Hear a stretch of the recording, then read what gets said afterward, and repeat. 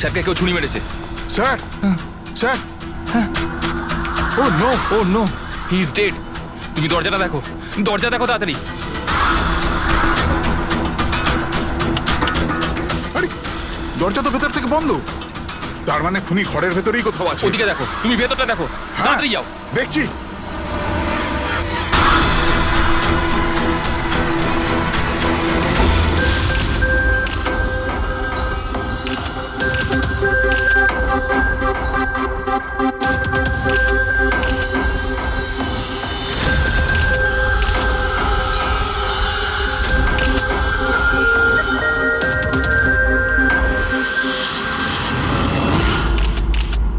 তাহলে এখানে কেউ ছিল না? হ্যাঁ স্যার সত্যি বলছি, এখানে মেহেন স্যার আর আমাদের ছাড়া আর কেউ ছিল না।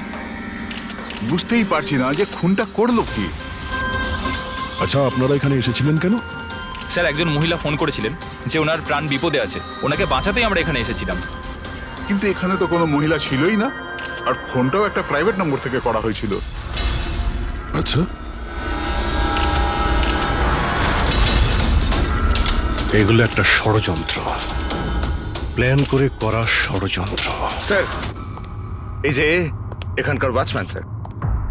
তুমি গোডাউন কটায় বন্ধ করেছিলে? স্যার রাত 10টার সময়। সেই সময় এখানে কেউ ছিল? না স্যার, ভালো করে চেক করেছিলাম, কেউ ছিল না।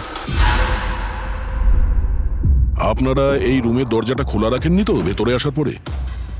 না, ভেতরে ঢুকতেই আমরা সবার আগে দরজাটা ভেতর থেকে বন্ধ করে দিয়েছিলাম। স্যার খুন হওয়ার পরেও আমরা দরজা চেক করেছিলাম, ভেতর থেকে বন্ধই ছিল। খুনি আগে থেকেই ভিতরে ছিল, কেতন স্যারের বাড়ির মতো। একটাই দরজা যেটা বন্ধ ছিল, আর কোনো জানালা নেই। তাহলে খুনি গেল কোথায়? স্যার আবারও একজন এমন অফিসারের খুন হয়েছে যাকে আমরা চিনি। আমার মনে হচ্ছে খুনিকে আমি চিনি। অভিজিৎ, তুমি কি করে খুনিকে চিনবে? তুমি তো দেখোইনি খুনিকে। বুঝে গেছি স্যার,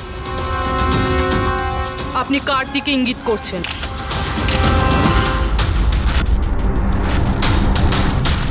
তুমি জানো এসব কি? হ্যাঁ, এটা এশিয়ার নামকরা ক্লাসিক আর্টওয়ার্ক, কিন্তু এসবের এই কেসের সঙ্গে কি সম্পর্ক? যেটাকে তুমি এশিয়ার বিখ্যাত আর্ট ওয়ার্ক ভাবছো, সেটা আর্ট ওয়ার্ক ঠিকই, কিন্তু অরিজিনাল নয়। এটা ডুপ্লিকেট, নকল। এগুলো নকল, কিন্তু দেখতে একদম আসল, অথচ এটা নকল। কিন্তু এই আর্টওয়ার্কের এই দুটো মার্ডারের সঙ্গে কি সম্পর্ক? এটা 5 বছর আগের কথা দয়া। তোমার এটা মনে আছে? তুমি আর এসিপি স্যার ডেপুটেশনের জন্য দিল্লি গিয়েছিলে। সেই সময় কিছুদিনের জন্য আমি আর পুরবী একটা কেসে ক্রাইম ব্রাঞ্চের হয়ে কাজ করেছিলাম। হ্যাঁ হ্যাঁ হ্যাঁ, কিছু কিছু মনে পড়ছে। এটা সেই কেস না যাতে কেউ নকল আর্টওয়ার্ক বানিয়ে সেটাকে বেশি দামে বেচার চেষ্টা করছিল? কারেক্ট, এই আর্টওয়ার্ক সেই বানিয়েছে, মিখেল। ওর নাম মিখেল।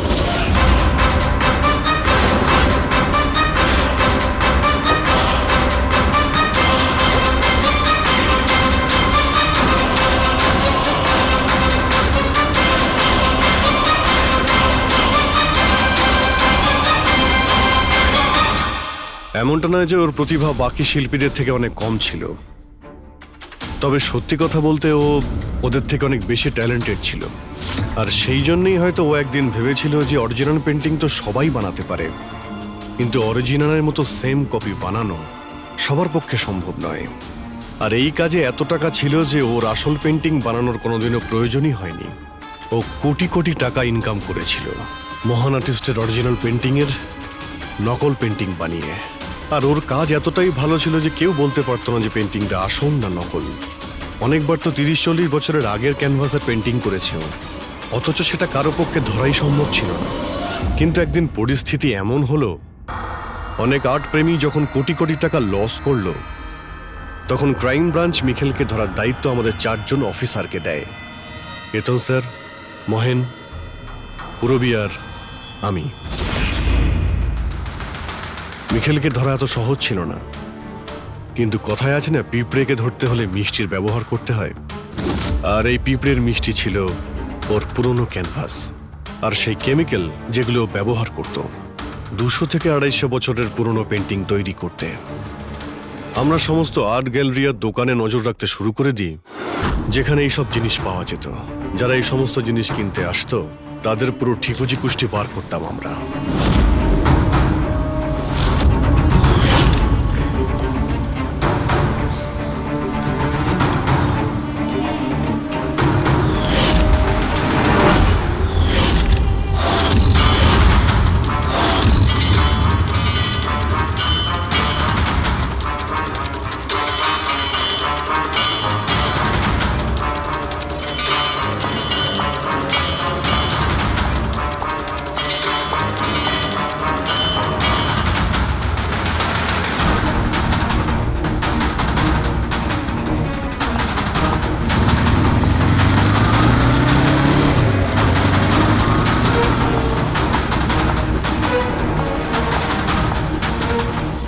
এই যতগুলো ছবি পাঠাচ্ছি প্রত্যেকের ডিটেলস আমার লাগবে।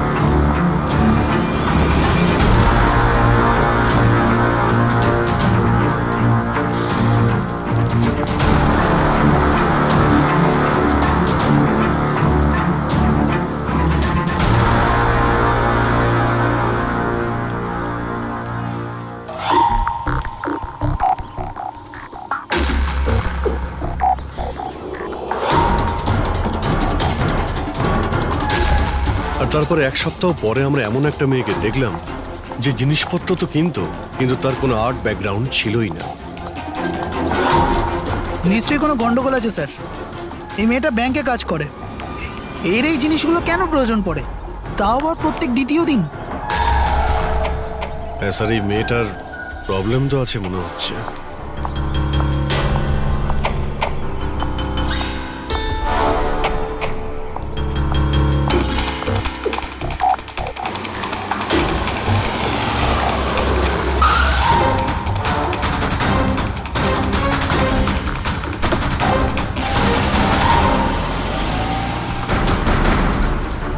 এই মেয়েটার একটু গন্ডগোল আছে, ওর পিছু নাও, দেখো কোথায় যাচ্ছে।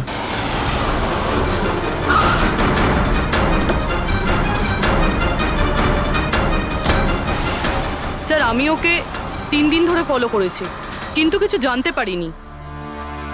কারণ ও এই সমস্ত জিনিস নিয়ে ওর বাড়ি চলে যেত, কিন্তু 4র্থ দিন ও অন্য কোথাও গেল।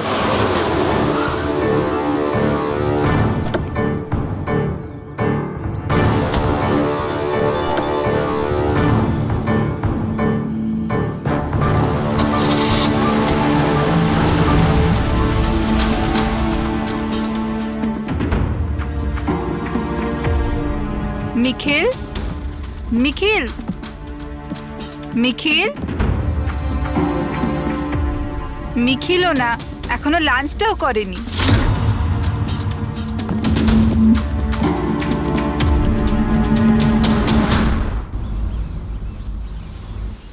এখনো লাঞ্চও করনি? এত কি কাজে ব্যস্ত থাকো যে খাওয়ার টাইম থাকে না? তোমায় দেখলেই তো আমার পেট ভরে যায়। জানো, বেবিকে মাখন লাগানোর না, এটা অনেক পুরনো আইডিয়া। মাখন নয়, সত্যি বলছি, তোমার মতো ভালোবাসতে পারে এমন জীবনসাথী কোথায় পাবো আমি, যে আমার জন্য নিজেকেও বিপদে ফেলতে পারে। আমি তো তোমার জন্য নিজের জীবনটাও দিতে। খবরদার, এরকম কথা যদি আরেকবার তুমি বলেছ, যদি তোমার কিছু হয়ে যায় না, আমি এই দুনিয়াটাকে আগুন লাগিয়ে দেবো। এত ভালোবাসো আমায়? নিজের থেকেও বেশি। যদি আমি কিছু চাই, তুমি আমায় দেবে? আমি জানি তুমি আমার থেকে কি চাইবে, যে আমি কেন সবকিছু ছেড়ে দিচ্ছি না। জানোই যখন, তাহলে তুমি কেন ছেড়ে দাও না?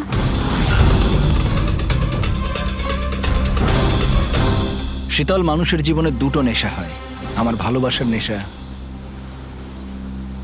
তুমি পূরণ করো, আর আমার দ্বিতীয় নেশা শিল্পীর, যেটা আমার কাজটাকে পূর্ণ করে। এই দুটোর মধ্যে একটাও যদি আমার থেকে দূরে যায় না, তাহলে আমি অসম্পূর্ণ থেকে যাব। আর আমি চাই যে ইতিহাস আমায় সব থেকে ভালো স্বামী আর সব থেকে ভালো আর্ট চোর হিসেবে মনে ব্যাস রাখে। মিখেল, অনেক ইতিহাস লিখেছ, বাকি জীবনটা জেলেই কাটিও।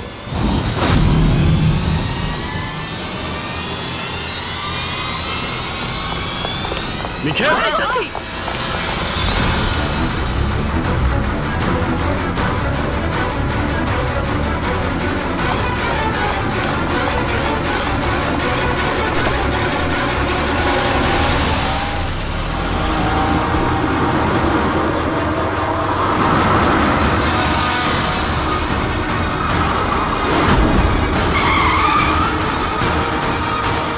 প্লিজ আমার কথা শোনো, জেদ করো না, নিজেকে আইনের হাতে তুলে দাও প্লিজ।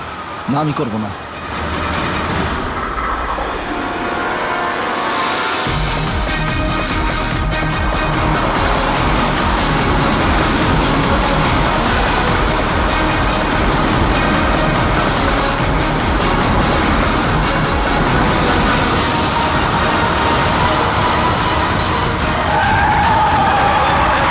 নিখিল!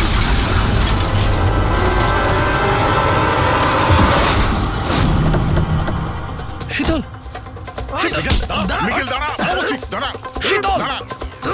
শীতল, চোখ খোলো, শীতল।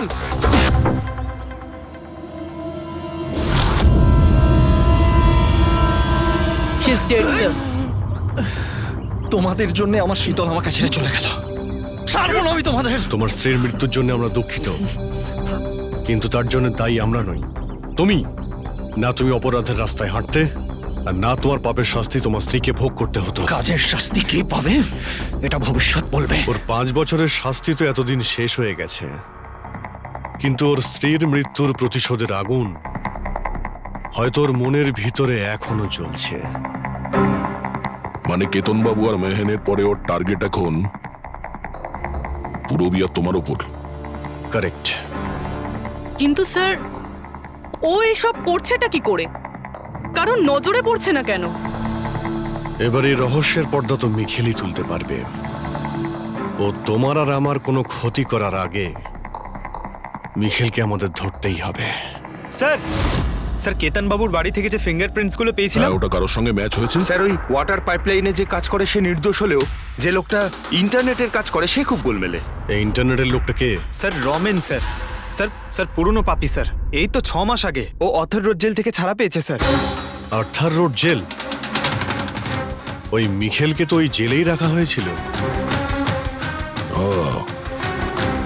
তার মানে ওই জেলেই এই অপরাধের প্ল্যানিংটা করা হয়েছিল, মিখেল আর ওই রমন যোগ মিলে নিয়ে।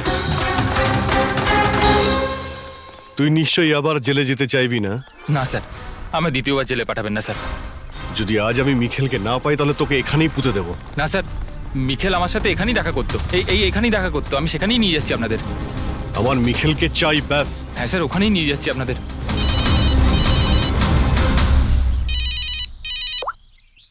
হ্যাঁ শান্তি। কি? বাবা শরীর খারাপ করছে? কিন্তু এরকম হঠাৎ? আমি তো কেসের ইনভেস্টিগেশন করতে এসেছি। কি হয়েছে? স্যার ওই বাবা একটু অসুস্থ হয়ে পড়েছে। ওই শান্তি নার্স যে আমার বাবার দেখাশুনো করে, সেই ফোন করেছিল। ঠিক আছে, তুমি যাও, আমরা দেখে নিচ্ছি। কিন্তু স্যার।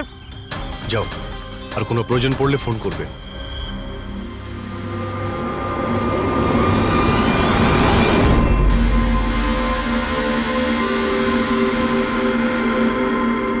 কি হলো স্যার? ফ্রেডি, আমি এটা ভাবছি যে আমাদের এই সিআইডির কেরিয়ারে আমরা অনেকেই ক্লোজ রুম মার্ডার সমাধান করেছি, কিন্তু তাদের মধ্যে একটা কেসও এরকম ছিল না। হ্যাঁ স্যার, এর আগেও এরকম ঘর বন্ধ থাকার কেস এসেছিল, কোথাও না কোথাও তো গোপন রাস্তা খুঁজে পাওয়াই যেত খুনির আসার এবং যাওয়ার জন্য। হ্যাঁ, হয়তো রুমের মধ্যে কোনো গুপ্ত পথ থাকে, না হলে রুমের মধ্যে কোনো রাস্তা বানানো হয় খুন করার জন্য। কিন্তু এখানে না তো কোনো গুপ্ত রাস্তা আছে, না রুমের মধ্যে কোনো গন্ডগোল করা হয়েছে, না। আর এই খুনি এমন যাকে দেখাই যাচ্ছে না। স্যার, আমার তো ভেবেই কিরকম মাথাটা ঘোরা শুরু হয়ে গেছে। খুনিকে দেখা যাচ্ছে না কেন? অনেক বছর আগে আমি একটা সিনেমা দেখেছিলাম যেখানে হিরো একটা গ্যাজেট লাগিয়ে অদৃশ্য হয়ে যেত, কিন্তু ওটা তো সিনেমা ছিল না স্যার। হ্যাঁ, ওটা তো সিনেমা ছিল, কিন্তু এটা তো বাস্তব জীবন। স্যার, কি ভাবছেন আপনি? এটাই ভাবছি, এর মধ্যে কোন জিনিসটা আমি বুঝতে পারছি না।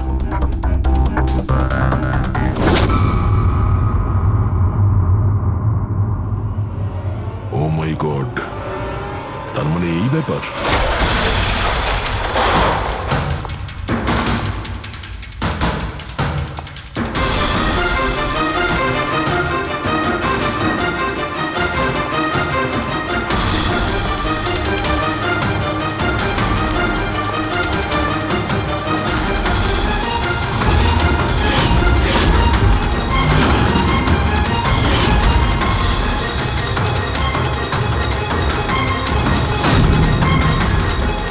অনেকদিন ধরেই আমাদের চারজনকে ফলো করছিল, আর তুই ওকে হেল্প করছিলি এই সমস্ত কাজে। হ্যাঁ হ্যাঁ স্যার।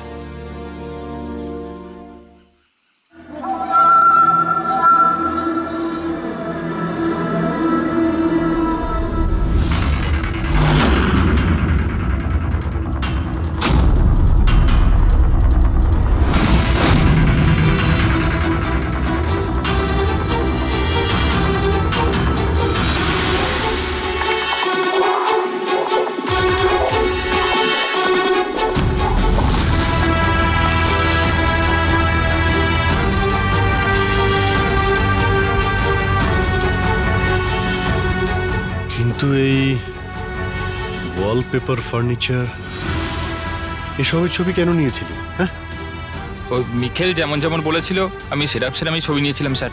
ব্যাস, আমি শুধু জানতাম না এই ছবিগুলো নিয়েও কি করবে স্যার।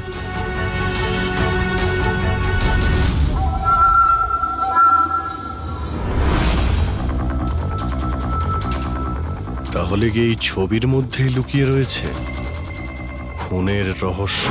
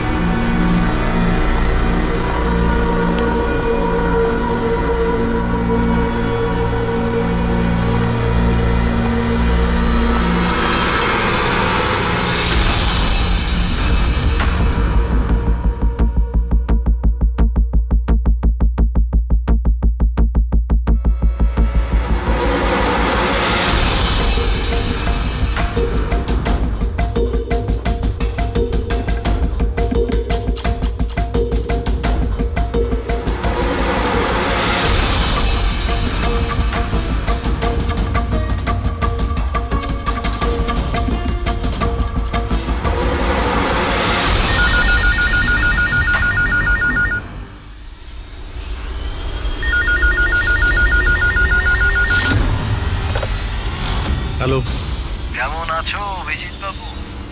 মিখেল। এতদিন পরেও তুমি আমার গলার আওয়াজ ভুলোনি। এমনিতে আমি জানতাম যে তুমি আমার বাড়ি পর্যন্ত নিশ্চয়ই পৌঁছবে।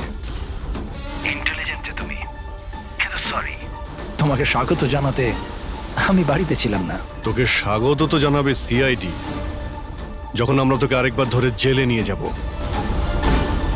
জেল তো আমি তখন যাব না যখন তোমাদের নজরে আমি আসব। তার আগে এই ধাঁধাটা তো সমাধান করো যে আমি তোমাদের এমনিতে নজরে কেন আসছি না। কি হলো, কি ভাবনায় পড়ে গেলে? হ্যাঁ, আমি জানি তুমি ইন্টেলিজেন্ট, কিন্তু এতটাও ইন্টেলিজেন্ট নও যে এই কেসটাকে সমাধান করো। কেসটা তো তোমার আর পুরবীর মৃত্যু দিয়েই শেষ হবে। মিখেল, রাগ নয় অভিজিৎ বাবু, রাগ করে কেন নিজের বিপি বাড়াচ্ছ? চলো একটা ছোট্ট তোমায় হিন্ট দিয়ে দিই। আমায় তুমি সেখানেই দেখতে পাবে যেখানে এই গল্পের শুরু হয়েছিল, যেখানে শীতলকে তুমি আমার থেকে ছিনিয়ে নিয়েছিলে। পুরবি মারা যাওয়ার আগে তো নিশ্চয়ই পৌঁছতে পারবে। মিখেল, মিখেল, হ্যালো পঙ্কজ, তুমি এক্ষুনি পুরবীকে ফোন করো, ওকে বলো বাড়িতে থাকতে, বাইরে বের না হতে। ও কি হলো স্যার? আচ্ছা, আমি যেটা ভাবছি সেটা যদি ঠিক হয় তাহলে জানা যাবে যে খুনি এগুলো কিভাবে করলো। কিভাবে? আশ্চর্য তো, বাবা তো পুরোপুরি সুস্থ আছে। তাহলে তাহলে শান্তি ফোন করে আমাকে ডাকলো কেন? আর নিজেও তো বাড়িতে নেই। ফোন করলাম, ফোনটাও ধরছে না।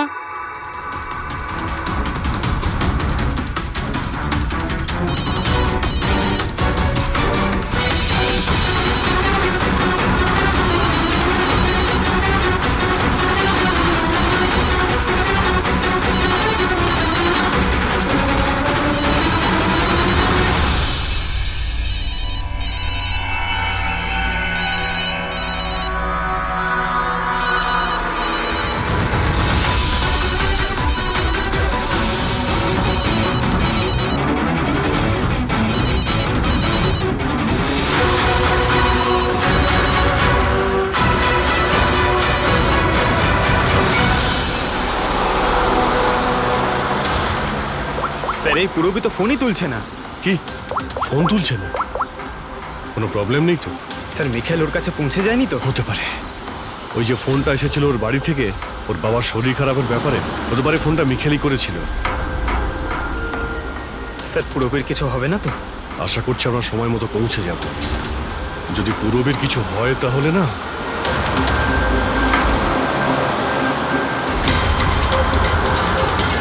এসে গেছি। এটা সেই জায়গা যেখানে মিখেলের ওয়াইফ মারা গিয়েছিল।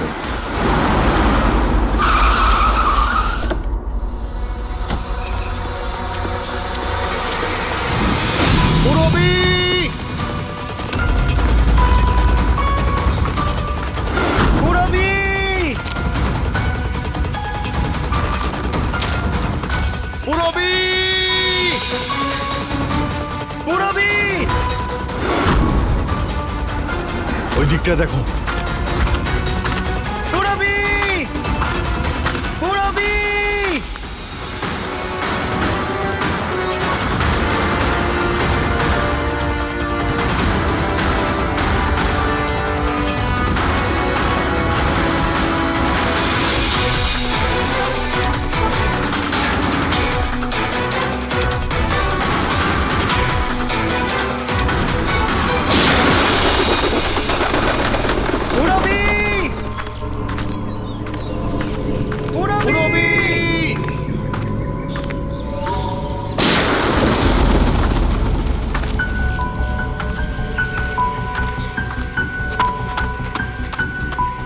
স্যার হ্যাঁ পঙ্কজ, জানি না স্যার কে গুলি চালালো। রবিকে পেলে? পুরবি ওখানে স্যার।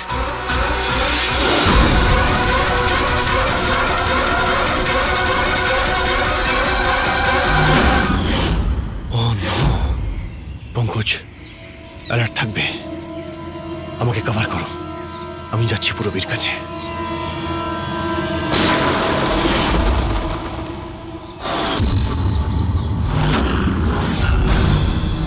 ভয় পেও না অভিজিৎ, এখনো ও মরেনি। কিন্তু যদি ওর কাছে যাওয়ার চেষ্টা করো তাহলে আমার আঙুল ট্রিগারের ওপর আছে, আর গুলিটা তো তোমার থেকে তাড়াতাড়ি পৌঁছবে। মিখেল, গুলি চালিও না। দেখো, তুমি প্রতিশোধ নিতে চাও তো? দেখো আমি এসে গেছি, তুমি পুরবীকে যেতে দাও। খবরদার, কোনো চালাকি নয় অভিজিৎ, কারণ তুমি আমাকে দেখতে পাবে না, কিন্তু আমি তোমায় ভালো করে দেখতে পাবো।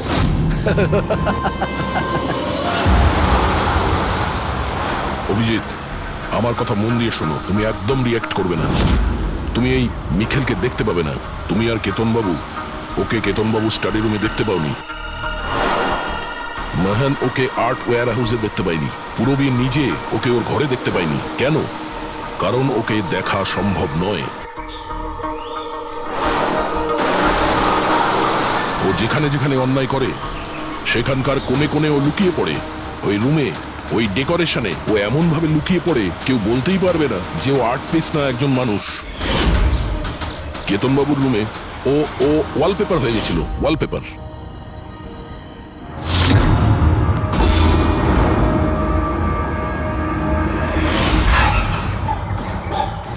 আর মেহানের ওই ওয়্যার হাউসে ও ও পোর্ট্রেট হয়ে গেছিল।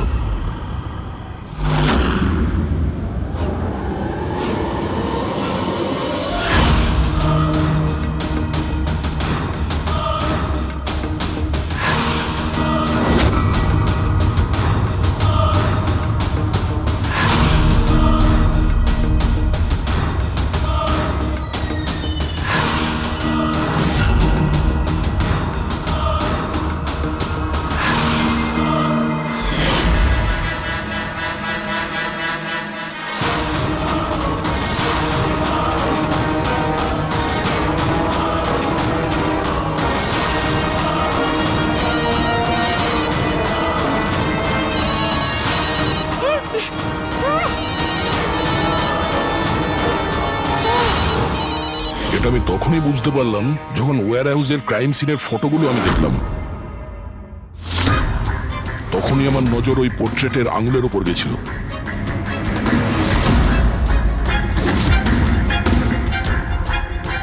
ও পোর্ট্রেট ছিল না, ওই মিখেল ছিল, মিখেল। ওকে দয়া, পঙ্কজ সাবধানে, পঙ্কজ সাবধানে, জঙ্গলে লুকিয়ে আছে। পঙ্কজ, তুমি এখানেই থাকো, পূরবীর দিকে নজর রাখবে।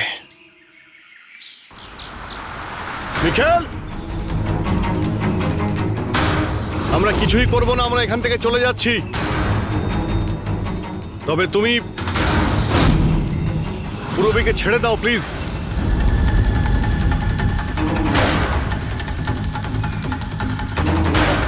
দেখো, এসব করে আর কোনো লাভ নেই। আমি এখানে এসে গেছি, তুমি তুমি বলো কোথায় যেতে হবে, আমি চলে যাচ্ছি। বাস, আগে এগোবে না অভিজিৎ। আমার সাথে গেম খেলা বন্ধ করো। ঠিক আছে, ঠিক আছে, গুলি চালিয়ে কোনো লাভ নেই, আমরা এখান থেকে চলে যাচ্ছি। কিন্তু তুমি তুমি কি চাও মিখেল? যা কিছু হয়েছিল সেটা তো হয়ে গেছে,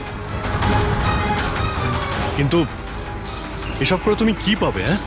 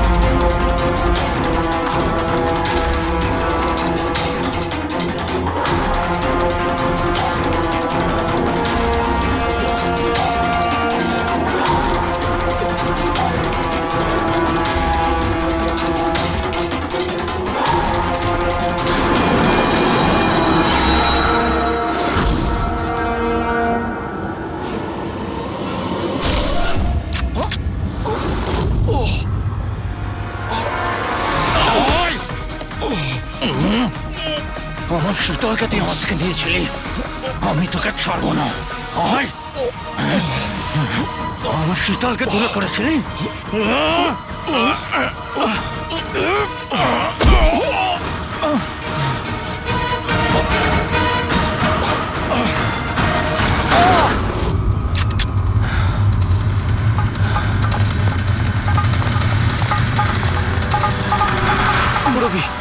তুমি ঠিক আছো তো?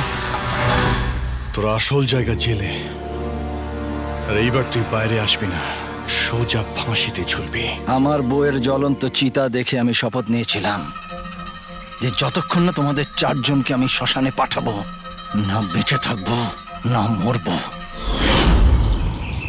দুজন তো গেল, এখন তোমরা দুজন বেঁচে। তোমাদের আইনকে বলো যেন শক্ত থেকে শক্ত জেল বানাই, কারণ এবার কোনো জেলই তোমাকে আমার থেকে বাঁচাতে পারবে না। ঠিক আছে, চলো নিয়ে যাও একে। চল চল।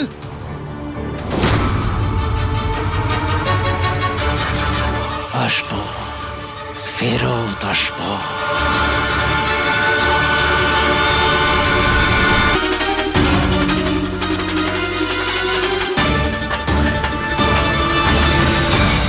স্যার, প্রথমে তো আপনাকে ধন্যবাদ জানাই যে আপনি আমাদের ডকুমেন্টারিতে অংশগ্রহণ করতে রাজি হয়েছেন। স্যার, যেমনটা আপনি জানেন, আমরা আমাদের ডকুমেন্টারির সাহায্যে সিরিয়াল কিলারদের সাইকোলজি মানে এদের মনোবিজ্ঞানকে ভালোভাবে জানার চেষ্টা করছি। স্যার, তাহলে আপনি এ ব্যাপারে কি বলবেন? দেখুন, সিরিয়াল কিলার একজন বিশেষ ধরনের অপরাধী, বিপজ্জনক অপরাধী। এমনি সাধারণ আসামিরা, ওদের কাছে কোনো মোটিভ থাকে, কোনো কারণ থাকে খুন করার জন্য, কিন্তু সিরিয়াল কিলার না, ওদের কাছে কোনো মোটিভ নেই, শুধু নিজেদের শখ পূরণ বা এন্টারটেনমেন্টের জন্য খুন করে। ওরা প্রায় লোকেদের ওপরে বা পরিস্থিতিকে নিজের গ্রিপে রাখার চেষ্টা করে, আর তাছাড়া নিজেদের সিরিয়াল কিলিং ওষুধের ওপরেও অ্যাপ্লাই করে দেখে, তারপরে মানুষের ওপরে। আচ্ছা, এটা কখনো বলা যায় না যে ও কাকে বা কোন কোন লোককে নিজের শিকার তৈরি করবে। সে ছেলেও হতে পারে, মেয়েও হতে পারে, সে এজেড বা ইয়াংও হতে পারে, কিন্তু একটা ব্যাপার আছে যেটা ওদের প্যাটার্ন হয় কিলিং এর, সেটা 2-3-4টে খুনের রিপোর্ট দেখার পরেই সেটা বোঝা যায়, আর তখনই আমরা আস্তে আস্তে ওদের পিছু নিতে পারি, তার আগে নয়। অনেক ক্ষেত্রে তো এরা কয়েক মাস ধরে নিজের শিকারের ওপর নজর রাখে, আর যখনই সুযোগ পায় ঝাঁপিয়ে পড়ে আর মেরে ফেলে। এই কারেন্ট কি করে চলে গেল?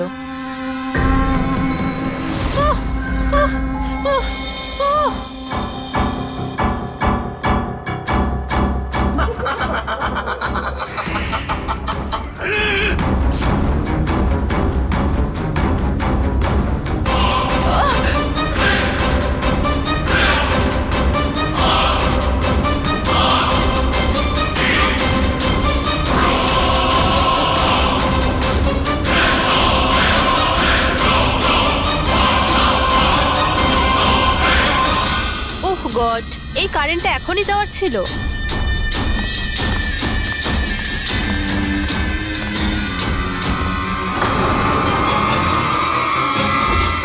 কে?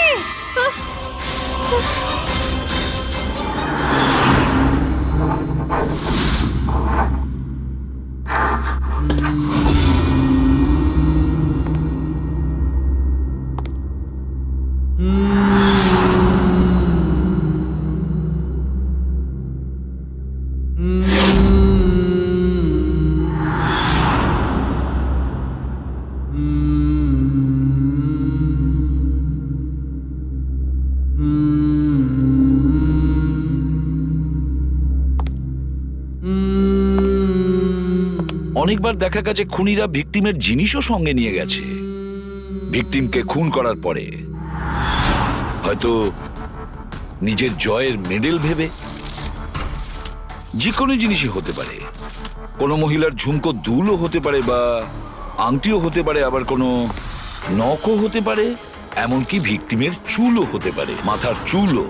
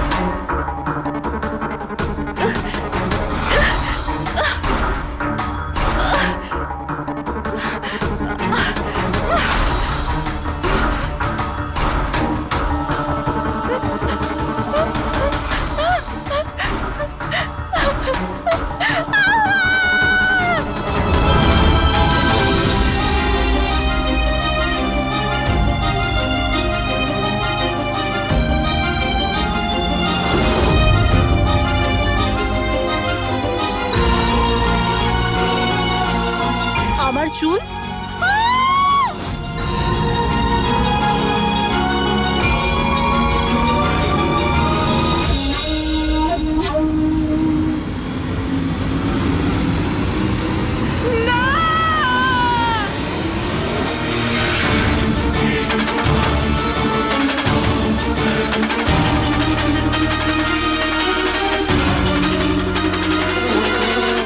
সিরিয়াল কিলার্স এরা সবসময়ই একা থাকতে পছন্দ করে, ওদের কোনো বন্ধু হয় না। তাই অন্যদেরকে, এমন লোকেদেরকে এড়িয়ে চলতে হবে যাদের হাব ভাব বা চাল চলনে একটু অন্যরকম কিছু অদ্ভুত ধরনের আচরণ দেখা যায়। তা সত্ত্বেও ব্যাপারটা হলো, সিরিয়াল কিলার থেকে বাঁচতে হলে আমাদেরকে সাবধানে থাকতে হবে।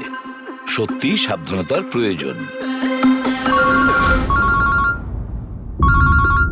Hello, ACP Padmaman here. কোথায়? ঠিক আছে, আমরা এখনই পৌঁছচ্ছি। Okay, thank you. সরি, যেতেই হবে। No problem sir. স্যার কিন্তু থ্যাংক ইউ, আপনি আপনার মূল্যবান সময় আমাদের দিয়েছেন। Wish you all the best for your thank documentary. You sir, thank you very much. আবার দেখা হবে। ওকে, একদম sir. Thank you very much. Bye by.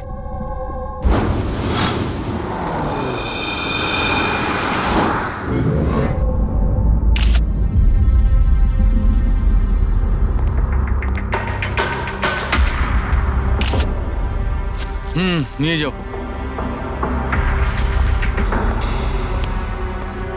সালুকে দেখে কি মনে হচ্ছে?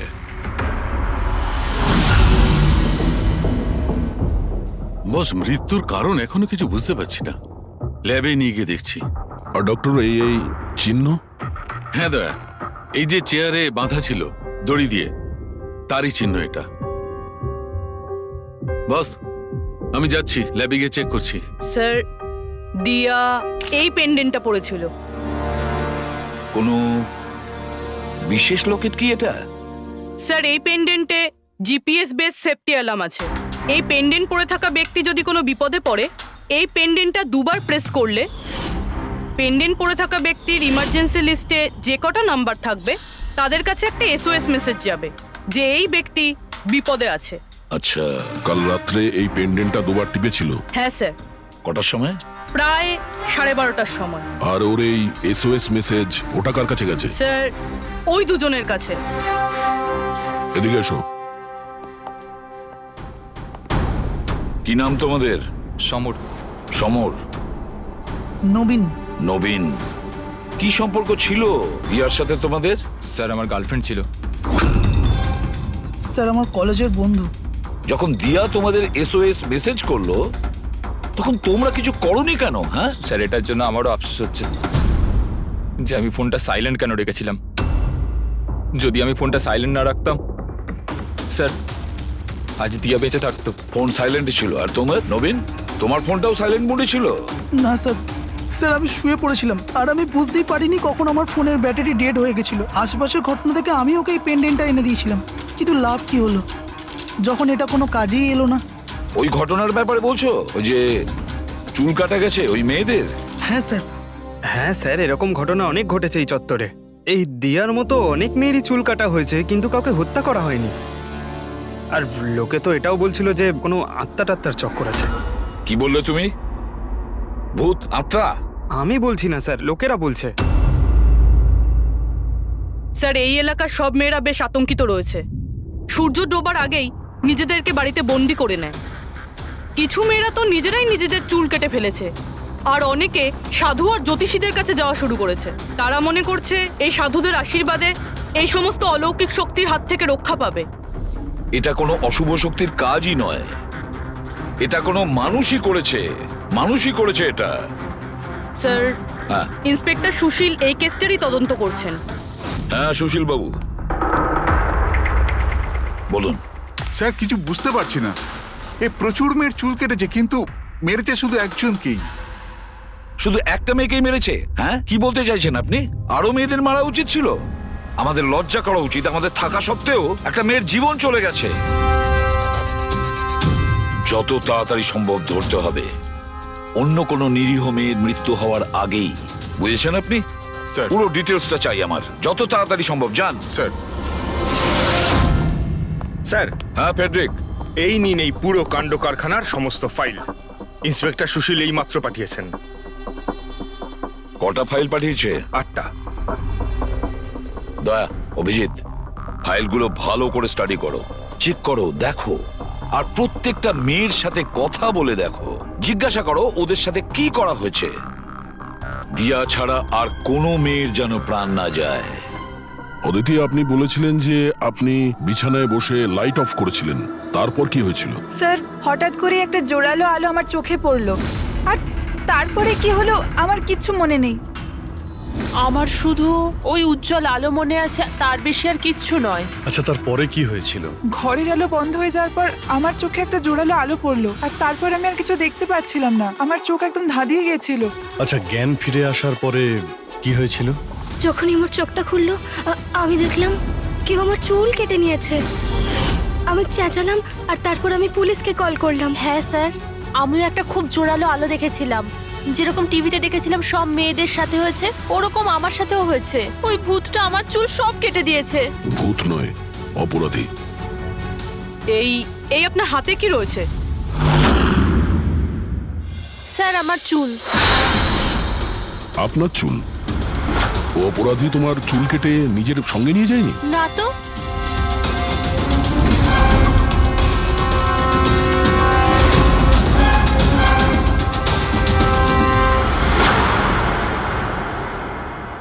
অদ্ভুত একটা ব্যাপার, এই আসামি যে যে মেয়ের চুল কেটেছে সেই চুলগুলো নিজের সঙ্গে নিয়ে গেছে, কিন্তু এই 4টে মেয়ের চুল কেটে চুলগুলো বাড়িতেই ফেলে গেছে।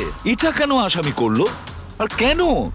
স্যার, হতে পারে যে ওদের ওপর হামলা হয়নি, ওরা এগুলো এই নিউজে দেখেছে, তাই পাবলিসিটির জন্য এমন ভাব দেখাচ্ছে যে ওদের ওপরেই হামলা হয়েছে। স্যার, দুটো মেয়ের মানসিক অবস্থা খুব একটা ভালো নেই। ওদের ভুল ধারণা হয়েছিল ওদের সঙ্গে এরকম কিছু হয়েছে, কিন্তু সেরকম কিছু হয়নি। তার মানে শুধু 4টে মেয়ের ওপরে হামলা হয়েছে? অদিতি, বাণী, চিত্রা আর ঈশা? Yes sir. একটা কাজ করি, আমরা আবার নতুন করে শুরু করি যেখান থেকে এসব শুরু হয়েছিল। ক্রাইম লোকেশনের ফটোগ্রাফ, প্রমাণ, যা কিছু পাওয়া গেছে ওখান থেকে সব কটা ভালো করে চেক করো দ্বিতীয়বার। কিছু না কিছু আমরা নিশ্চয়ই ছেড়ে গিয়েছি, যেটা এবারে আমরা পাবো।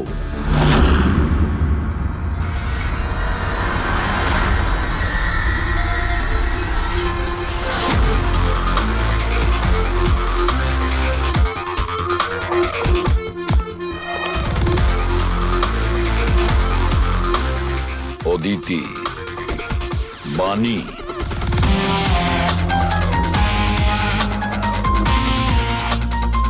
চিত্রা, ঈশা।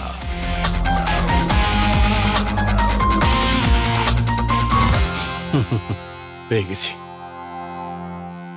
স্যার। হ্যাঁ স্যার, ঈশার বাড়িতে যে মোমবাতি ছিল তার মধ্যে এই ফিঙ্গারপ্রিন্টটা পেয়েছি। এটা আসামির হতে পারে স্যার। যদি এই ফিঙ্গারপ্রিন্টটা আসামির হয় তাহলে সে খুব ভুল করেছে।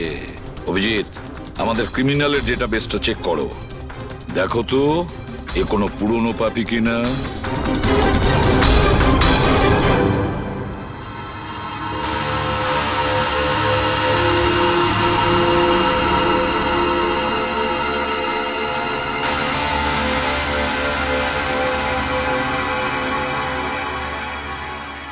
স্যার। হ্যাঁ বলো। স্যার, এ তো পুরনো পাপি, কিন্তু 17 বছর বয়স। 17 বছরের? হ্যাঁ স্যার, এই 17 বছরের বাচ্চাটা কুনাল, আর কয়েক মাস আগেই মদ খাওয়ার অপরাধে আন্ডারএজ ড্রিঙ্কিং এর জন্য একে গ্রেপ্তার করা হয়েছিল। মাত্র 17 বছরের ছেলে এইসব কাজ করছিল? এটা তো ওর সাথে দেখা করলেই জানা যাবে। এমনিতে তো সিরিয়াল কিলাররা অ্যাডিকশনের মধ্যেই থাকে, নেশা করে, ড্রাগস নেয়। এ থাকে কোথায়? স্যার, এ চুনাপট্টিতে থাকে। চুনাপট্টি? তাহলে আর দেরি কেন, দেখা করে আসো ওর সাথে চুনাপট্টিতে। বিশ্বাসই হচ্ছে না, একটা 17 বছরের ছেলে এইসব কাজ করছে কি করে?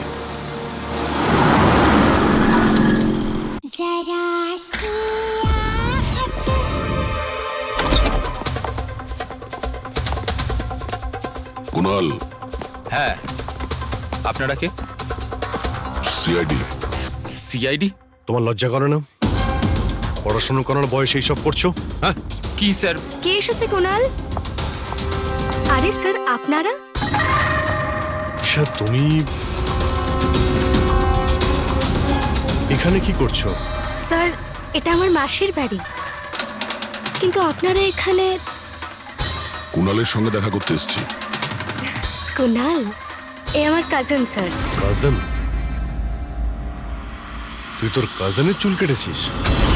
স্যার স্যার আমি তো স্যার ঈশা দিদির সাথে একটু মজা করেছিলাম স্যার। স্যার আমি ওই চুল কেটে দেওয়া লোকটার ব্যাপারে নিউজ পেপারে পড়েছিলাম স্যার। আমি ভাবলাম এই মজাটাও একটু ঈশা দিদির সাথে করা যাক। মা, মা আমার চুল, আর মা আমার সব ও চুল চিল্লে কেটে চিল্লে দিয়েছে। সারা বাড়ি মাথায় তুললো আর পুলিশকে ফোন করে দিল স্যার। আমি ভয় পেয়ে গেছিলাম স্যার। সেই জন্য আমি ওই চুলগুলো ফেলে দিলাম স্যার, আর চুপচাপ বাড়ি থেকে বেরিয়ে গেলাম স্যার। তুই এত বাজে মজা করেছিস আমার সাথে। দিদি সরি। আমি তোকে কখনো ক্ষমা করব না, কখনো সরি নয়।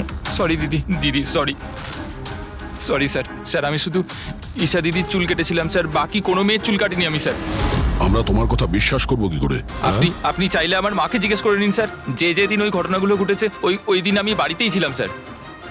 তোর সব জিনিসটা মজা লাগে না জানিস? যখনই ওই মুহূর্তের কথা ভাবি ভয়ে বুকটা আমার কেঁপে ওঠে। দিদি সরি দিদি তোমার সরি। ভাগ্য ভালো যে আমরা তোমাকে অ্যারেস্ট করছি না। নিজের স্বভাব পরিবর্তন করো, নাহলে ভবিষ্যতে বড় সমস্যায় পড়বে তুমি।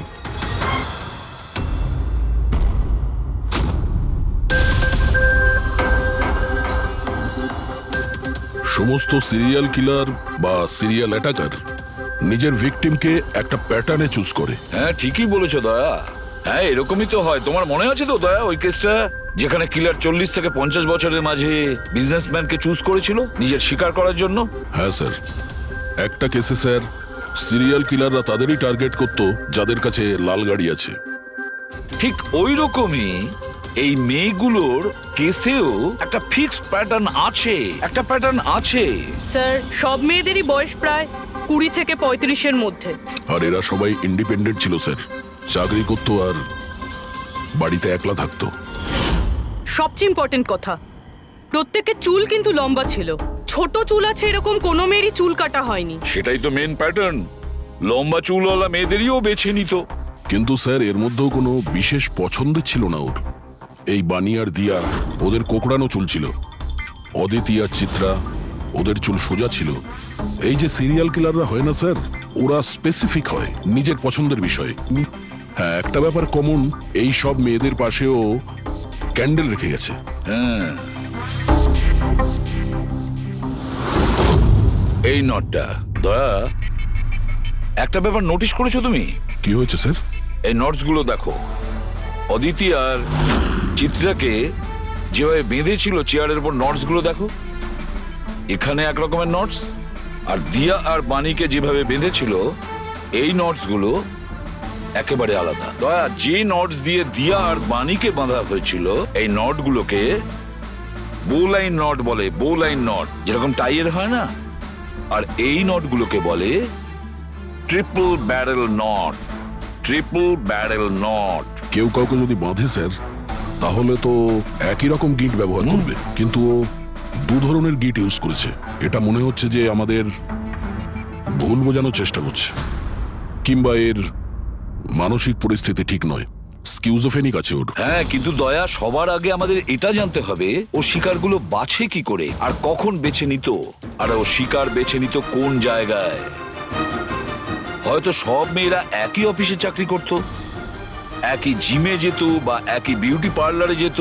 কোনো না কোনো একটা সূত্র নিশ্চয়ই আছে, আর যেটা এদের সবাইকে এক করে দিয়েছে। কিন্তু কি? স্যার এই দিয়ার বন্ধু সমর আর নবীন, ওদের বক্তব্য যে রাতে দিয়া খুন হয় ওই রাতে ওরা নাকি ডান্ডিয়া খেলতে গেছিল প্রেমাল গ্রাউন্ডে। প্রেমাল গ্রাউন্ড?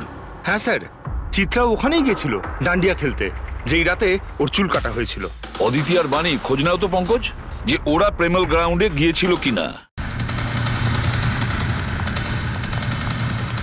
হ্যাঁ বস, ওই মেয়েটির মৃত্যু গলা টিপার কারণে হয়েছে।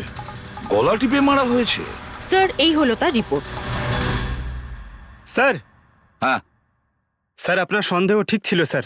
অদিতি আর বাণী সেই রাতেই ডান্ডিয়া খেলতে গেছিল যে রাতে ঘটনাটা ঘটেছিল। তার মানে হলো দয়া, আসামি প্রেমেল গ্রাউন্ডে যেত ডান্ডিয়া প্রোগ্রামে, আর কোনো লম্বা চুলালা মেয়েকে ও বেছে নিত নিজের শিকারের জন্য।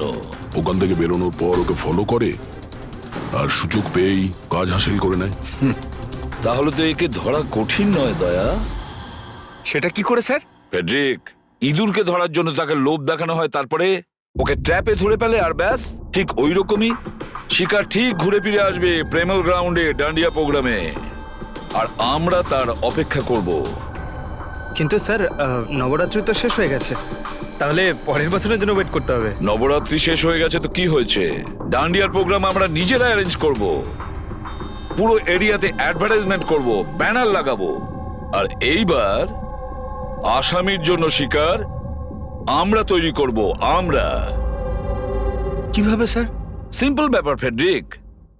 এবারে ডান্ডিয়ার প্রোগ্রামে থাকবে একজন লম্বা কোকড়ানো চুলালা মেয়ে, আর দ্বিতীয় একটি মেয়েও থাকবে, লম্বা সোজা চুলালা একটি মেয়ে।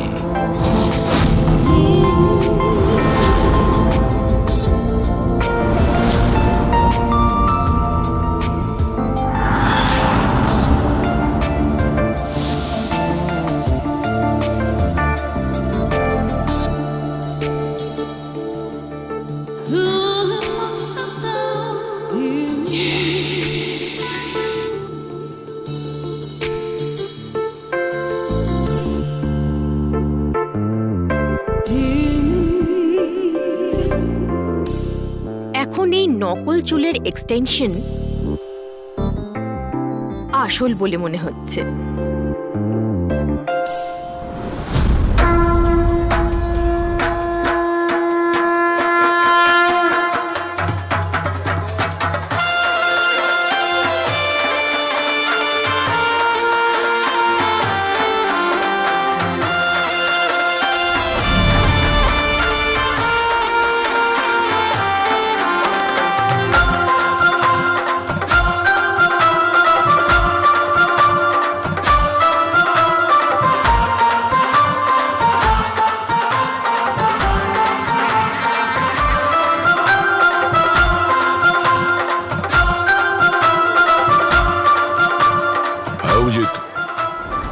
সবকিছু ঠিক আছে?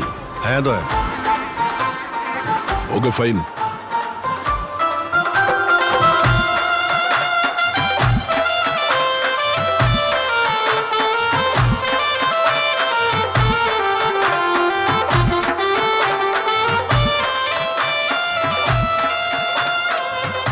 High ma'am. হাই। ওয়াও, আপনি তো খুব সুন্দরী। আপনার মেকআপ খুব সুন্দর হয়েছে, স্পেশালি আপনার কার্লি হেয়ার খুব সুন্দর লাগছে। Thank you. You welcome.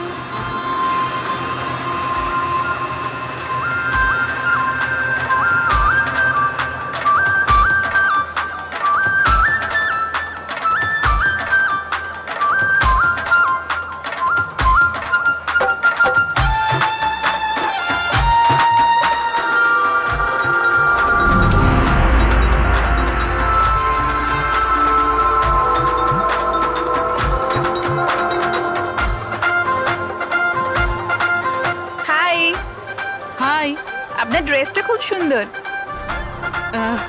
Thank you. তোমার ড্রেসটাও খুব সুন্দর। Oh thank you. তবে আপনার চুলটা খুব সুন্দর। স্ট্রেট করিয়েছেন নাকি ন্যাচারালি এরকম? প্রকৃতির দান এটা। ও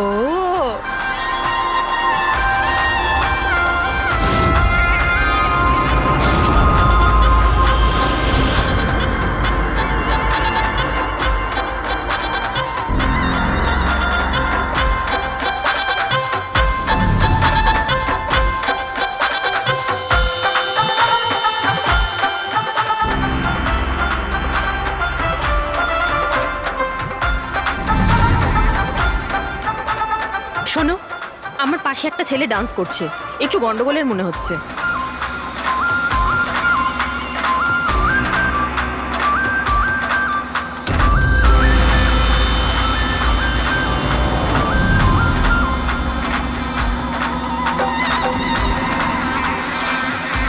হ্যাঁ সারিকা, কোথায় ও? আমার পাশেই ছিল। এখানে ছিল, তাহলে গেল কোথায়?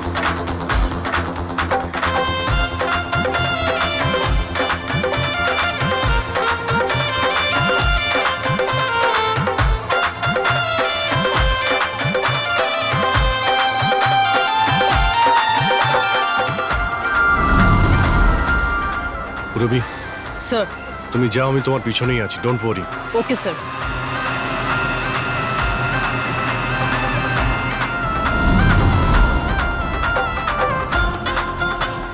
হ্যাঁ অভিজিৎ, আমি রবির পিছনে যাচ্ছি, তুমি সারিকার পিছনে থেকো। ওকে, আমি সারিকার পেছনে যাচ্ছি। ওকে।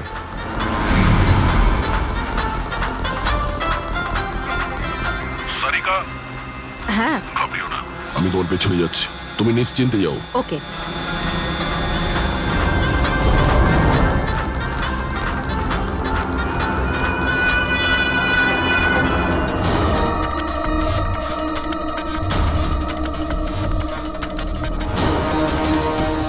ওফো, এখানে তো কোনো অটো বা ট্যাক্সি কিছুই পাচ্ছি না। মনে হচ্ছে বাড়ি পায়ে হেঁটেই যেতে হবে।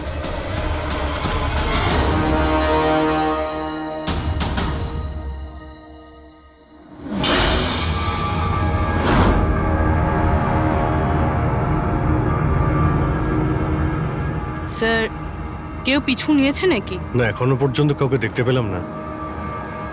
তুমি এগিয়ে যাও, যদি কেউ তোমায় ফলো করে।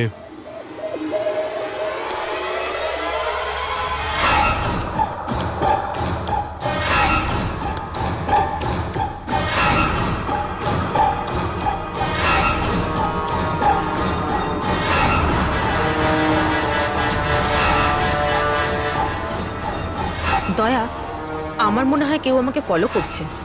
কাউকে দেখতে পাচ্ছ? না সারিকা, অল ক্লিয়ার। ওকে।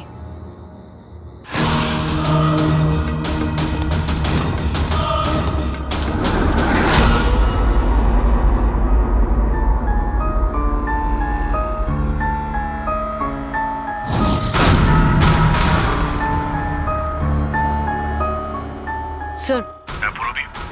সব ঠিক আছে? স্যার, হয়তো আজকে অ্যাটাকার ডান্ডিয়া খেলতে আসেইনি, নয়তো স্যার অন্য মেয়ের পিছনে গিয়েছে।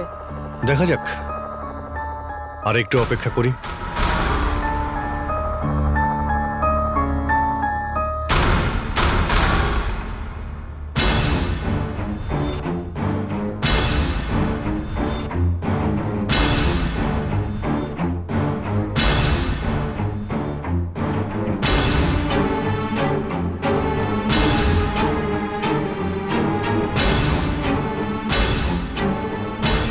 সারিকা, সব ঠিক আছে? সারিকা, কি হলো? মনে হচ্ছে সারিকার উপর অ্যাটাক হয়েছে। সারিকার উপরে অ্যাটাক হয়েছে পুরবি, আমি ওখানে যাচ্ছি। স্যার, আমিও আসছি।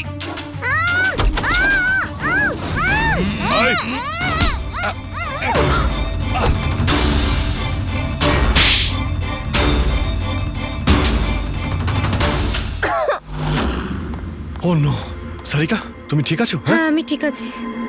হট।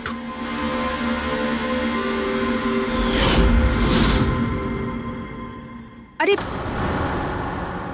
এ তো ওই ছেলেটা যে ওখানে ছিল।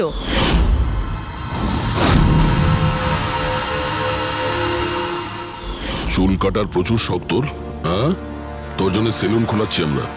বল, দিয়াকে কেন মেরেছিস? না না না স্যার, আমি কাউকে মারিনি। কথা বলছিস? না স্যার, আমি কাউকে মারিনি স্যার, সত্যি বলছি। মেয়েদের চুল কাটিস? হ্যাঁ, দেখি কি এসব। সাইনোফোলিমাস। সাইনোফোলেমাস? এটাতে তো মানুষ বড় জোর সেন্সলেস হতে পারে, মরে যেতে পারে না। স্যার, আমি বলেছিলাম তো স্যার, আমি কাউকে মারিনি। আমি শুধু মেয়েদের অজ্ঞান করবার জন্য এটা ব্যবহার করতাম, যাতে করে ওদের চুলগুলো ভালোভাবে কাটতে পারি। দিয়াকে মেরেছিস কিভাবে? হ্যাঁ স্যার, আমি মারিনি স্যার, বিশ্বাস করুন, আমি মারিনি। আচ্ছা সারিকা, আচ্ছা এটা কি পসিবল যে এই কেমিক্যালস দিয়ে দিয়ার খুন হতে পারে? যদি ওর এতে অ্যালার্জি থেকে থাকে তাহলে সেক্ষেত্রে ওর মৃত্যু হতে পারে, আদারওয়াইজ। তাহলে দেখো একবার টেস্ট করে কি জানতে পারা যায়। হ্যাঁ, টেস্ট করে দেখছি। আর তুই চল, তোর বিরুদ্ধে চুল কাটা হবে, চল। আচ্ছা, পুরবী কোথায়? ওর তো এখানে আসার কথা ছিল। পুরবী তো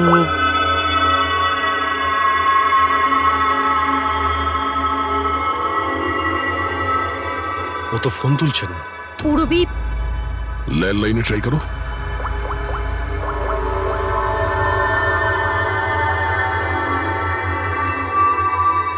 রিং হয়ে যাচ্ছে। পুরবী,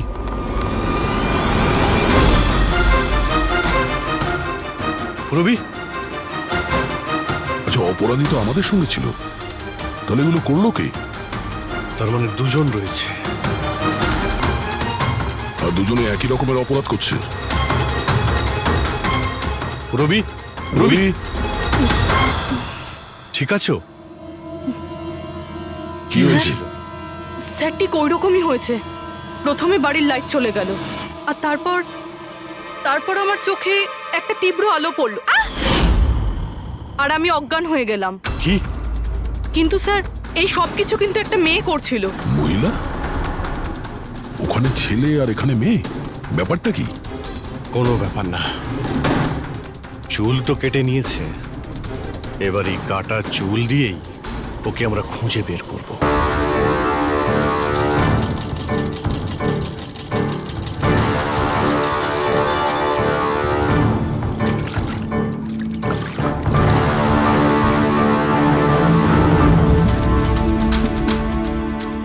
দেখুন সুমন ম্যাডাম, আপনি একটু বেশি ডিমান্ড করছেন। দেখুন গগন বাবু, আপনি যে কাজটা দিয়েছেন না সেটা খুব সোজা নয়, খুবই বিপজ্জনক।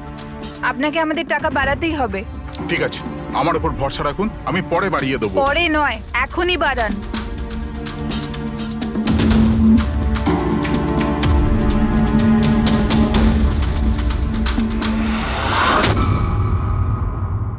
এটা কি গগন স্যার?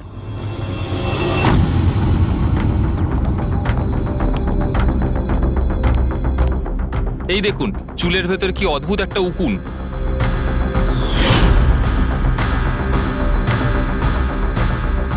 আগে কখনো এরকম উকুন দেখিনি। আর দেখবেও না, কারণ এই উকুনগুলো সিআইডির হয়ে কাজ করে, আর এর নাম হলো মাইক্রোস্কোপিক ট্র্যাকিং ডিভাইস। আর এই জন্যই আমি তোমাকে আমার চুল কাটতে দিয়েছি, যাতে এটার সাহায্যে এখানে পৌঁছতে পারি আর জানতে পারি আসলে ব্যাপারটা কি।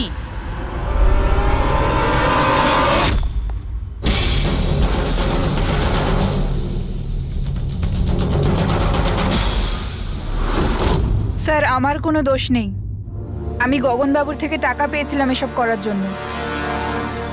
গগনবাবু টাকা দেবে, আর যদি বলে কুঁয়োতে লাভ দিতে তো তুমি দিয়ে দেবে? এখন বলো, কেন করিয়েছো তুমি এসব? আমি যে কথাগুলো বলবো সেটা একটু আশ্চর্যজনক আপনার নিশ্চয়ই লাগবে, কিন্তু এটা সত্যি যে আমাদের ব্যবসায় মানুষের চুলের দাম সোনার দামের থেকে কম নয়। কোটি কোটি টাকা রোজগার হয় এখান থেকে।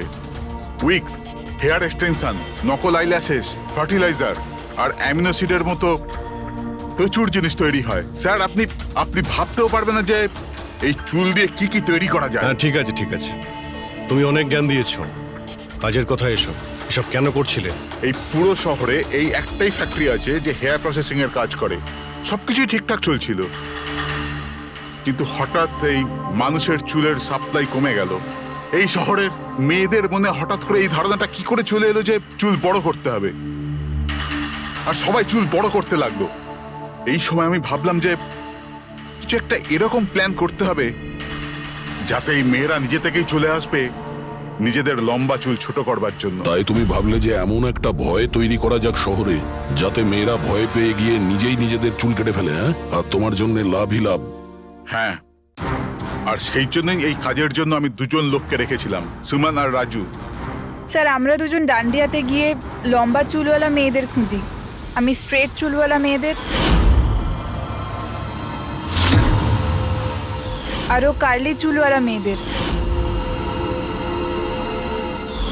আমরা ওদের পিছু নিয়ে ওদের বাড়ি অবধি যাই, 800 লুমিনের জোরালো আলোর ফ্ল্যাশ লাইট ওদের চোখে আমরা ফেলি, তারপরে আমরা কেমিক্যাল দিয়ে ওদের অজ্ঞান করি, ওদের চুল কাটি, তারপর আমরা ওখান থেকে পালিয়ে যাই। ঠিক আছে, এটা তো বুঝলাম কেন আর কিভাবে করতে, কিন্তু এইসব করতে গিয়ে দিয়াকে খুন করলে কেন? স্যার আমি মারিনি ওকে, জানি না কি করে মারা গেল। হয়তো সেই সমস্ত কেমিক্যালের জন্য যা দিয়ে তোমরা মেয়েদের অজ্ঞান করতে। হয়তো ওই কেমিক্যালের জন্য ওর অ্যালার্জি হয় আর তাতেই ওর মৃত্যু ঘটে। স্যার আমি কি করে জানবো যে ওর অ্যালার্জি ছিল? আর এরকম আপনারা আমায় মিথ্যে খুনের মামলায় গ্রেপ্তার করতে পারেন না।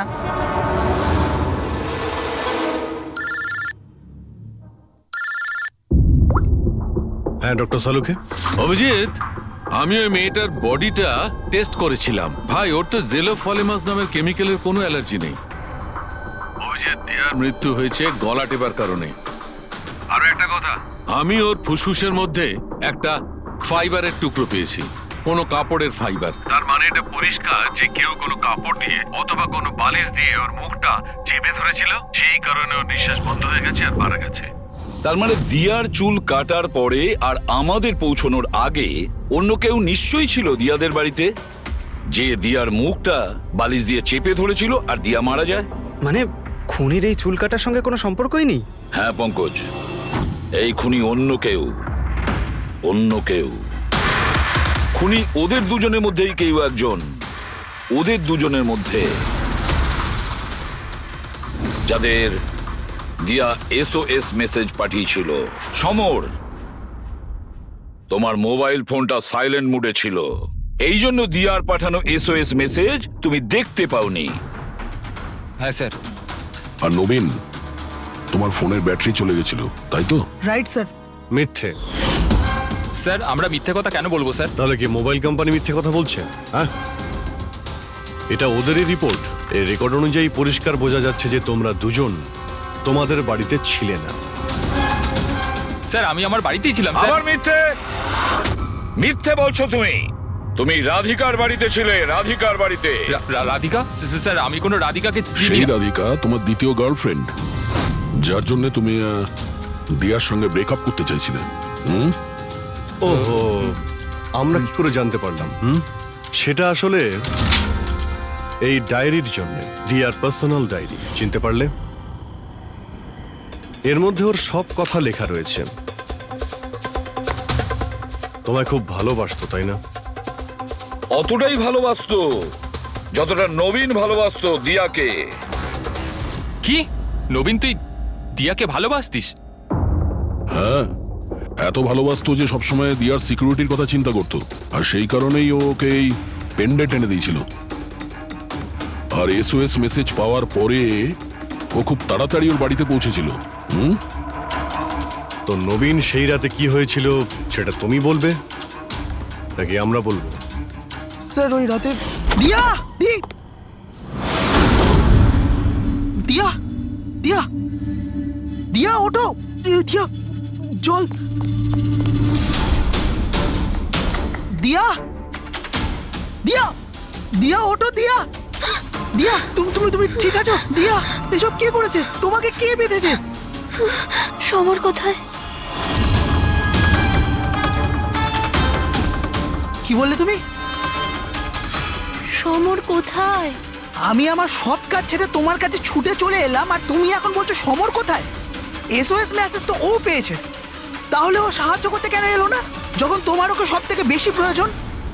দিয়া শোনো, যদি এই দুনিয়ার সব থেকে বেশি কেউ তোমায় ভালোবাসে, তবে শুধু সেটা আমি, আর কেউ নয়, সমরও নয়।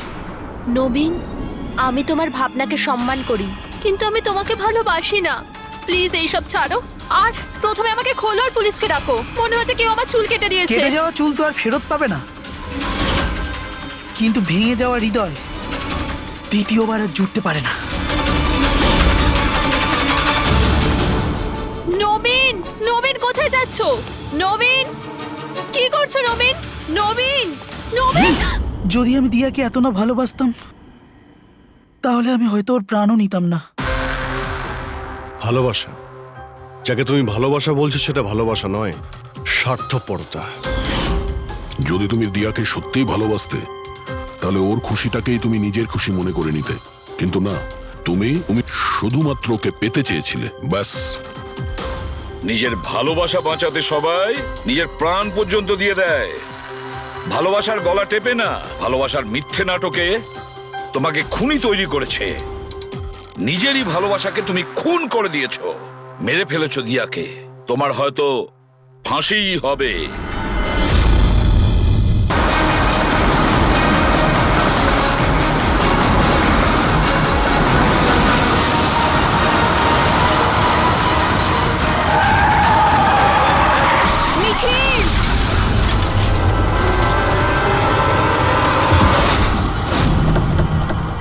শীতল, নিখিল দাঁড়া, দাঁড়া, শীতল, দাঁড়া।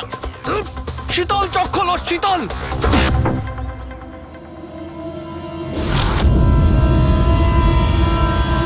She is dead sir. তোমাদের জন্য আমার শীতল আমাকে ছেড়ে চলে গেল। ছাড়বো না আমি তোমাদের। তোমার স্ত্রীর মৃত্যুর জন্য আমরা দুঃখিত, কিন্তু তার জন্য দায়ী আমরা নই, তুমি। না তুমি অপরাধের রাস্তায় হাঁটতে, আর না তোমার পাপের শাস্তি তোমার স্ত্রীকে ভোগ করতে হতো। কাজের শাস্তি কে পাবে এটা ভবিষ্যৎ বল। কি ব্যাপার অভিজিৎ, খুব অস্থির দেখাচ্ছে, কি হয়েছে? আরে ভাই, ওই একটা ভিডিও কল আসবে, তার জন্যই ওয়েট করছি। Video call? এর আগে তোমাকে কখনো ভিডিও কলে কথা বলতে দেখিনি। কোনো বিশেষ ব্যাপার কি? আরে ভাই, তুমিও না প্রত্যেকবারই। আরে তেমন কিছু নয়। আরে আমাদের কেতনবাবু ছিলেন না, ওই ক্রাইম ব্রাঞ্চের। হ্যাঁ হ্যাঁ, কেতনবাবু, মনে পড়েছে। আরে উনি বললেন যে 12:30টার সময় আমার সঙ্গে ভিডিও চ্যাট করতে চান, আমায় সারপ্রাইজ দেবেন, সেই জন্যই ওয়েট করছি। ও স্যার কেমন আছেন? কেতন স্যার, আরে আপনাকে তো একদম ফিট মনে হচ্ছে। আরে কেন পেছনে লাগছো বাবা? জানো, রিটায়ারমেন্টের পরে বডিটা একটু বেড়ে গেছে, একটু এক্সারসাইজ করতে হবে। আরে না না স্যার, সত্যি বলছি, আপনাকে খুব স্মার্ট লাগছে। হ্যাঁ, আচ্ছা এটা বলো, তুমি তোমার বিয়ের কার্ড কবে পাঠাচ্ছ? আরে স্যার আপনিও না, দেখুন স্যার, আপনি সিনিয়র, আপনি আগে করবেন, তারপরে আমি করব। আমি লাইন ভেঙে আগে কি করে যাব স্যার? হ্যাঁ, আরে ভাই, নতুন বাড়ি কিনেছি, ব্যাস ওরে বাড়ির মাল কিনে চলে আসবে, না হলে এই বয়সে আর কে মেয়ে দেবে বলো? আরে স্যার, আশা নিয়েই আমরা সবাই বেঁচে আছি। কোথায় বাড়ি কিনেছেন আপনি? ফার্ম হাউস নিয়েছি ওয়াসিতে। হ্যাঁ, চলে এসো রোববার, একসাথে লাঞ্চ করব। অবশ্যই স্যার, অবশ্যই যাব। এখন তোমাকে আমি এই ঘরটা দেখাচ্ছি, দেখো ঘরটা কেমন দেখতে। এই যে দেখো,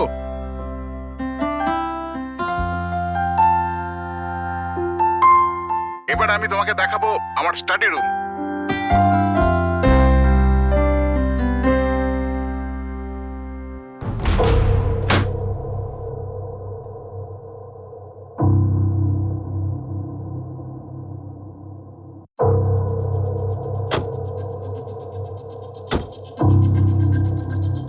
অভিজিৎ, এবার দেখো, দেখাচ্ছি তোমাকে দারুণ জিনিস, ফার্স্ট ক্লাস।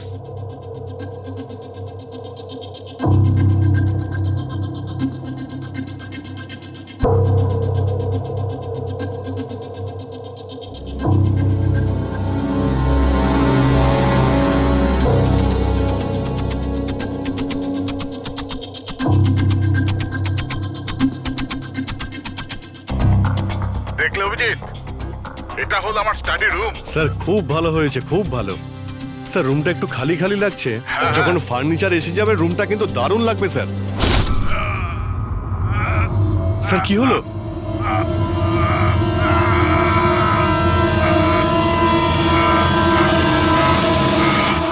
ও নো স্যার, কি আরে হয়েছে? ভাই, স্যারকে কেউ ছুরি মেরে দিয়েছে। ছুরি মেরে দিয়েছে? কোথায়? কে মেরেছে ছুরি? বুঝতে পারছি না। কিন্তু তুমি তো ভিডিও চ্যাট করছিলে ওর সাথে, না?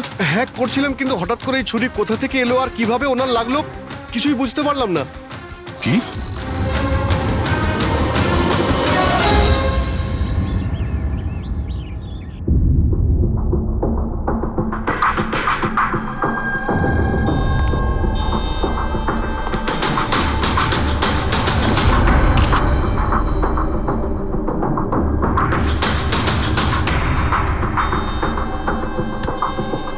তুমি ঠিক আছো?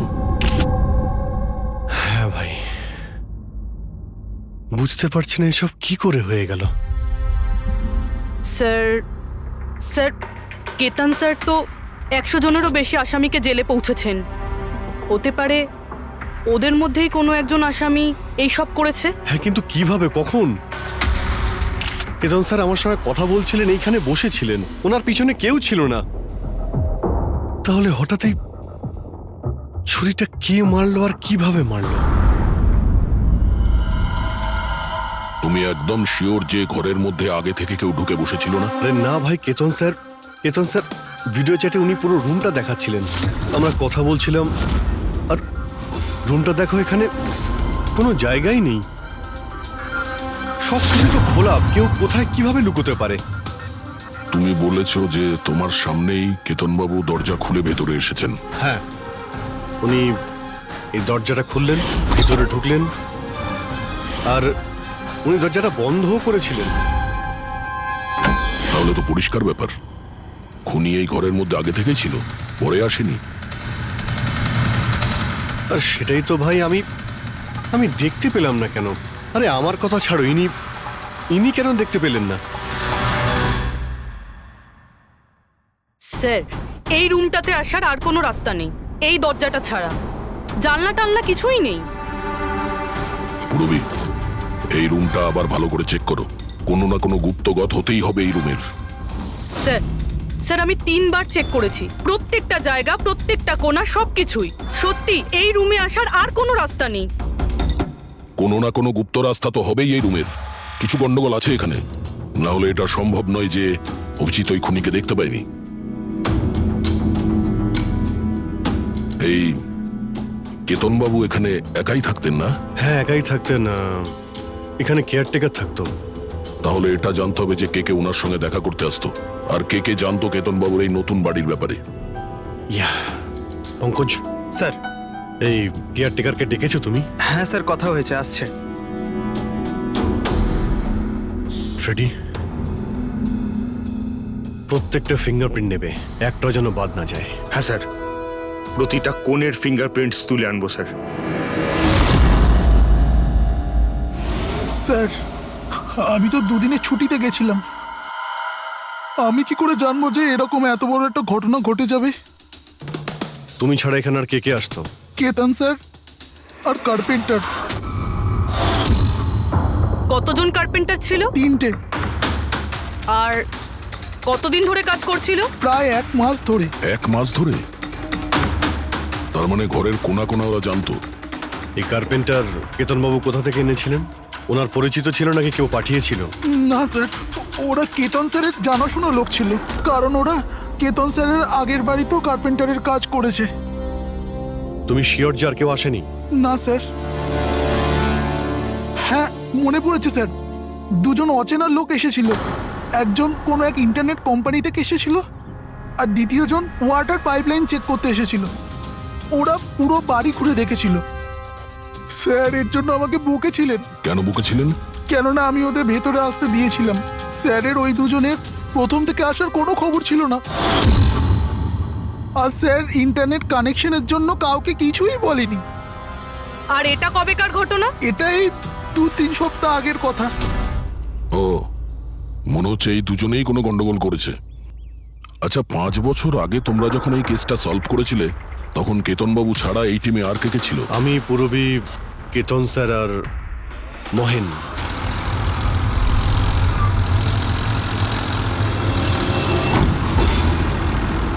ওই মহিলার প্রাণের ঝুঁকি আছে, আর ওইখানে আশেপাশেই আছে। হ্যাঁ স্যার, তাড়াতাড়ি পৌঁছে যাব। আর 15 মিনিট লাগবে ওই ওয়ার হাউস, আমরা এসেই গেছি।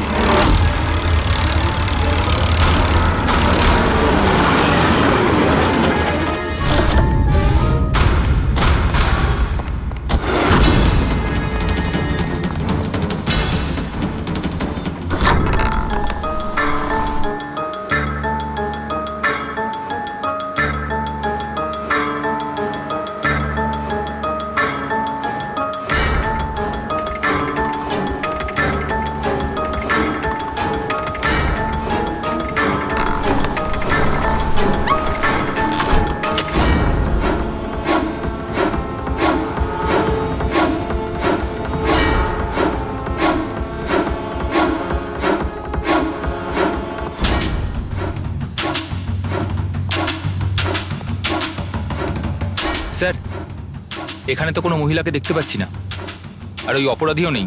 ওটা কোনো মিথ্যে কল ছিল না তো? কোনো কারণ তো হবেই যে কেউ আমাদের ফোন করে এখানে ডাকলো, আর সেই কারণেই আশেপাশেই আছে।